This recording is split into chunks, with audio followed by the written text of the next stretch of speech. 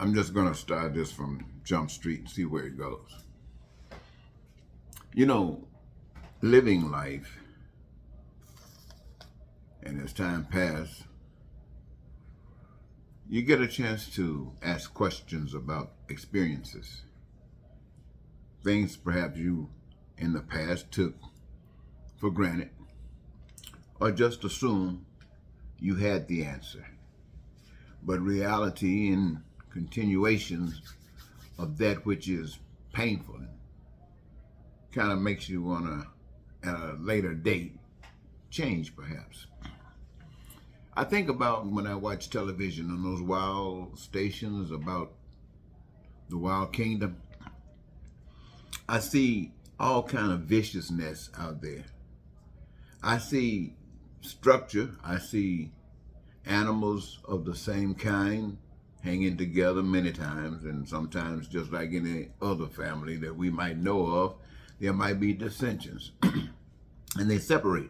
But for the most part, it's lions and cats and elephants and giraffes and all of these things, they're kind of hanging together. But periodically, they find themselves kind of separated a little bit. And in this separation, they find themselves vulnerable to the elements, but not only the elements, but to life and death. And I'm thinking how often I can see a lion grab a gazelle and attack them brilliantly, kill them as easily as 1, 2, 3, and how they will come and consume this animal, or buffalo, or gator grabbing some other gator, or I mean, you've seen these kinds of things. And I ask myself, why is this killing taking place? In this animal kingdom, I'm asking, wishing that God would give me some clarity, because I got a question. Why is this killing taking place? And I really ask this question because most of the time when an animal or whatever's life is threatened, they know death is finna grab them, they run, they holler, they scream, they're looking for help. And I'm thinking, what is this all about? And I know what you ask me, well, what happens when they kill them? They eat them. Then you say, well, they kill to eat. But I'm saying, isn't there something else? I mean, if these animals don't want to die, isn't there something else these animals can do to live? They say, yeah, I guess so, but for some strange reason, they want to kill their food. And I'm wondering, is this right? I asked the person and they said, well, the circle of life. The circle of life. But the reason that this, I guess, was on my mind is because in it, I saw the struggle for survival in the running, trying to escape.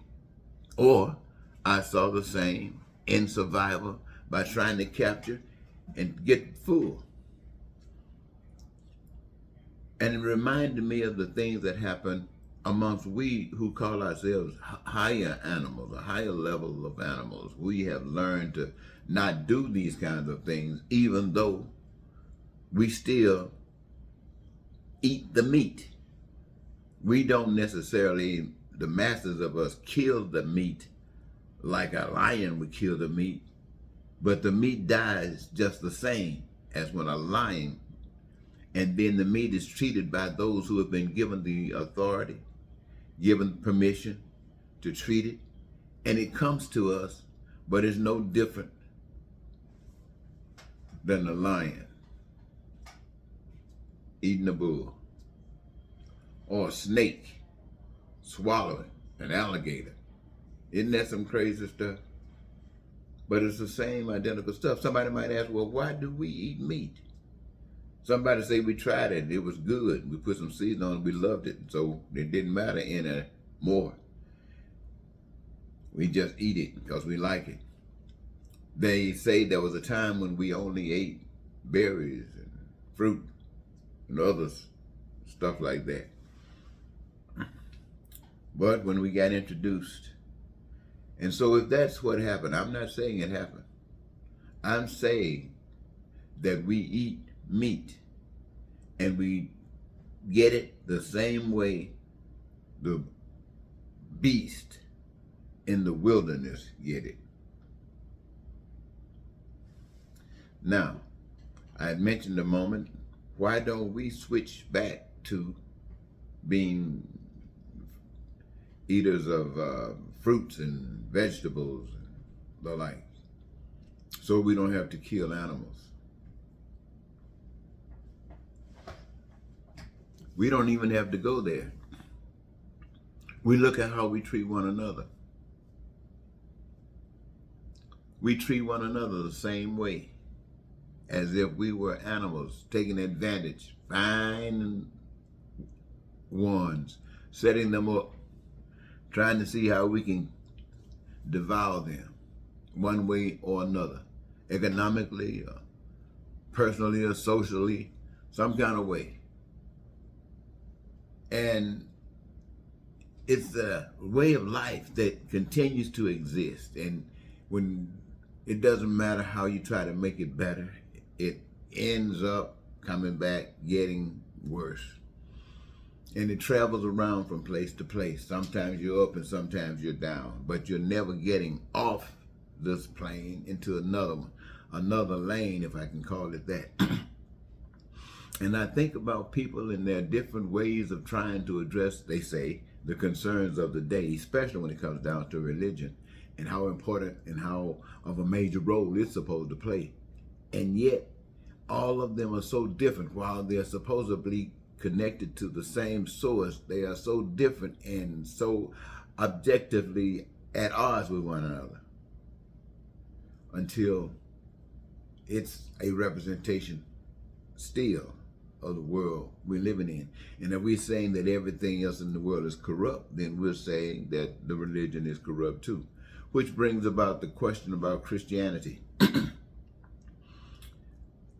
And you know, you got all kinds of statements about Christianity. And as time passes, especially now since they're trying to put out the word to the whole world that black people represent Jesus. Jesus was represented through black people. That may have a whole different ball game. But the point of it is, ladies and gentlemen, is that none of this serves a purpose that is pleasing to all people. And even if it's not pleasing to all people, it does not cause pain or suffering to any people. So there was a time when I used to hear people talk about how Christianity was represented by Jesus Christ and how Jesus was and all that kind of stuff. Only to keep living, you find out that those are just words that never practice. And if so, it's not a continuous thing. It happens when it's appropriate, and when it's appropriate to not happen, it doesn't happen. So people pick and choose about when they're going to represent or not represent. So when I look at it, Christianity, I never call myself a Christian. I understand what it's supposed to mean. But to be sure of the fact, I call myself a child of God. And when I say a child of God, I'm referring to a power that has convinced me that more than I have, more than we the people have. Now, I don't really know what God is except power, having the ability to do things. And the things that were done that convinced me, I know no human being could do. And the only way it could have been done was miraculously, and it was done. But I don't have to convince anybody of that. That was something to convince me that there is a power, and I happen to call that power God, because as my education comes up, they always refer to this higher power as God. And so this power was definitely higher, so I call it God. But as I asked the question about why the animals kill each other trying to survive, I also asked the question why people go through the kinds of changes that they do when they each require basically common things that they are being denied. Things that is just basic. basic human rights, I call them: food, clothing, shelter, education, health care, transportation. And when I think of these things, I say these things because it has been determined that all people at one time or another might use some of them, if not all of them. And if they are continuously using these things got to be built. But they're being made from resources that have been given to us freely. No one owns these resources. They were here with the earth, as far as we know. And that being the case, we who benefit from them are the same ones that are engaged in the process of making them. And so if we, for ourselves, are working together as a group, as a nation of people, using the resources that have been given to us freely, and we're building the houses, making the food, providing for the education.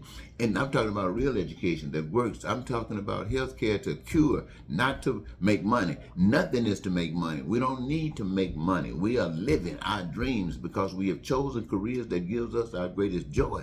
That makes life fulfilling, and at the same time we're doing all these things in such an abundance that no one would have to suffer for anything.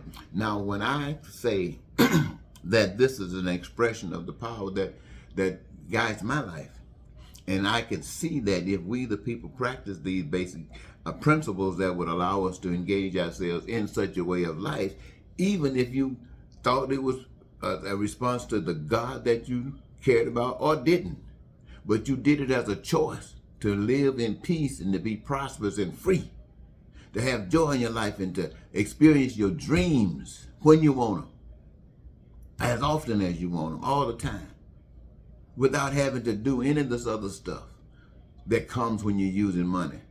And I hate to mention them, but I just let give you some idea: lying and cheating and stealing, deceiving, deception, hatred, racism, and bigotry, which is a result of all of those things that exist out there in the wilderness, where these wildebeest killing folks and people shooting and having war, and all of these games that's being played with money while people are trying to be superior to other people.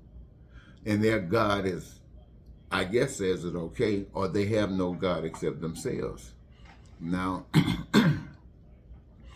I personally, when it comes down to how do I communicate with God, it's spiritually.